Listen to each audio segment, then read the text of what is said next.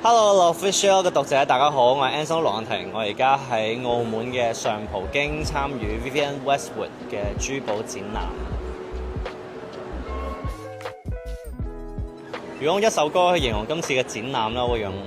我嘅新歌 Charisma， 魅力快擴散，熱烈又冷淡 You got Charisma。今次喺呢個展覽裏面，我自己最中意嘅係喺 Wonderland Exhibition 裏面嘅 Giant Teddy Bear Necklace 啦，因為佢係好特別啦，佢有別於好傳統嘅一個 jewellery 嘅一個感覺啦，佢係比較 playful 啦，好有童趣啦，好天真爛漫嘅一個感覺啦，咁所以我覺得好 stand out。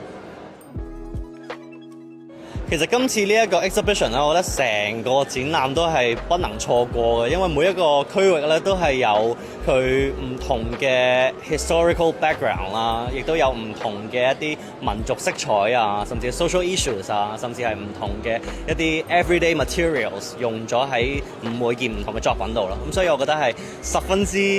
分之好啦，而且我覺得真係要揀咧就 Wonderland Exhibition 啦，因為真係好